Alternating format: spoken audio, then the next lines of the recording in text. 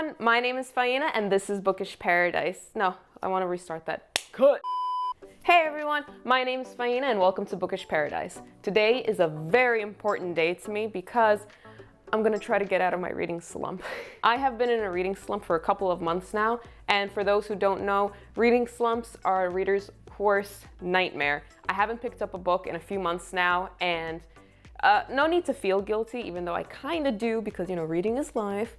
I haven't read in a bit and I'm trying to change things up a bit. What I'm planning on doing is alternating some light reads with some heavy reads, focusing more on the heavy reads. In my definition, a light read is more of like something that's like 200 pages, plots that don't have any twists in them, characters that are, you know, super relatable, not much character development, something that you can quickly pick up, quickly finish. These are the types of books I like to take with me on vacation because I don't need so much drama from like the heavier reads when I'm on vacation. So I take those lighter ones. Heavy reads are like, what, like 450 pages, 500 pages to me.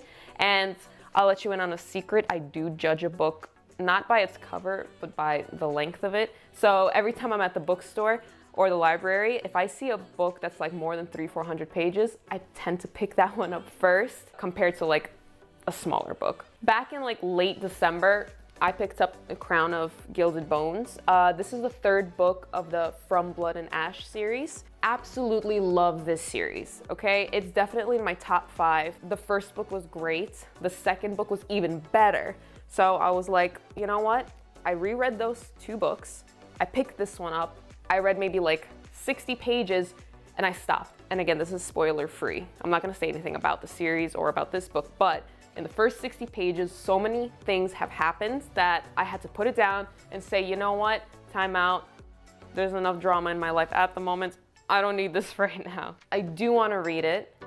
I just think that I needed a break from all the heavy reads that I was doing at that time.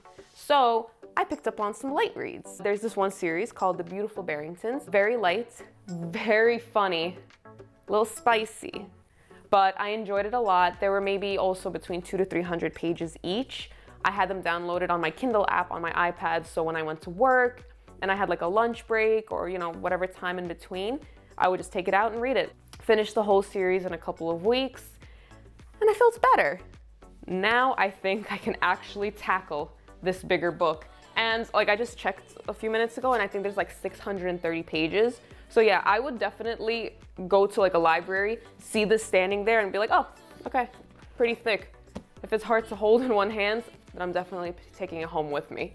So because I spent like a good month on light reads, I think I'm ready to tackle my heavy reads now. I want to continue this series, and not only because I love it so much, but because so many new releases are coming out, especially Crescent City 2. I think this was like the most talked about release of this year, and it's still only a few months into this year. So I want to break down my spring into heavy reading books. So here's what I'm thinking to do.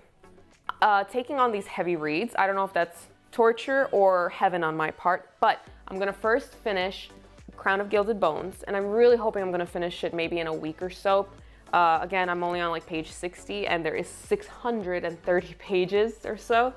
So it might take me a little bit longer. The next thing I want to read or reread is the first book of the Crescent City series. I read this maybe in the start of 2020 when it was released. Loved it. I cried maybe 3 times during this book. Yeah, I'm not gonna spoil anything for anyone. But there was a specific scene in the book that had me just close the book, call my husband, and just cry hysterically. This poor man had to sit through for like 10-15 minutes while I was like dry heaving and crying and just all hysterical. And guys, this is why we need bookish friends, okay? We need those people. We need buddy reads. This is the reason why, because my poor husband knows more about my characters and all the books I've read than some of my friends. Anyways, the next thing I was going to read is the second book in the installment of Crescent City. I do want to say there have been a lot of spoilers on social media. Guys, please refrain yourselves from posting. There's many people that haven't had the opportunity to buy the second book yet, or maybe it's not in their local libraries yet.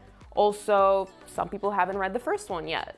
You need to give them some time. If you do want to talk about it, and I understand you really want to talk about this magnificent book that's jam-packed with so much information, when you post on like your Instagram stories, I've seen people do this where they say, spoiler in the next story. But it's like you're clicking so fast through people's stories that, it might not be enough. I do recommend maybe putting like 2 or 3 spoiler warnings before putting the actual spoilers so people can actually like recognize that there will be a spoiler coming up. Some things that people do that I appreciate is when they post a regular Instagram post, they put about 1 or 2 pictures, like a carousel. So they put a spoiler warning next picture or something. So when you scroll, the spoiler is there. Those things are okay, but again, not everyone has had the chance to get the book. Like, I'm one of the few crazy ones who had to pre-order it as soon as it was available. But back to this. I'm very excited to read this. I have very high expectations because the first book was phenomenal. The only thing is, and again, not a spoiler, but I will say, Sarah J. Maas does have this thing that she does, and it's like a little conspiracy theory that people have online that I found really funny and that made me very scared of, is the main character of the book, in the first book, has a love interest, and then we're introduced to a second character, let's say, male character at the end of the book that, we have like a love-hate relationship with. And then in the second book, it turns out that that person is the actual main love interest and not the initial one. I hope that's not the case because I love Hunt. He's one of my favorite male characters, second to Reese, obviously. In order to fit all of these large reads in the next maybe month or so, I need to kind of restructure my reading schedule. What I used to do is maybe find like a spare 5 minutes here and there throughout my day and just try to like read a couple of pages, put it down, run, maybe like wash the dishes and then come back and like reward myself with a couple of pages. But like, it kind of throws you off because you want to have like a consecutive reading period so that you don't forget what you just read and then having to go back and reread it. And it's like, no. What I want to do is, I spoke to a couple of my friends on Bookstagram. For those who don't know, Bookstagram is a place on Instagram dedicated all to book. I have a link down in the description for my Instagram handle, so if you guys want to talk about, the books that I covered in this video, please, I would love to hear your opinions. Please, spoiler free though. So I spoke to a couple of my friends on Bookstagram. Some of them are crazy because they'll wake up super early in the morning and they enjoy reading as like the sun is rising and you have a cup of coffee, It's wonderful. I can't do that. I really can't. I wake up in the morning, I have to chug down a cup of coffee, I have to consume some kind of food, and then maybe I'm slightly approachable. I need like a solid hour after waking up before I can even think. That's probably out of the question for me. It might be the right thing for you because it is very relaxing, watching the sunrise as you're reading, enjoying whatever you drink in the morning. That's not me. But a lot of people like to read before bed, which is what I'm trying to do. I do work 9 to 5. I come home, maybe unwind a bit by sitting on the couch and then reading for like 20-30 minutes just to like clear my mind from the day's work.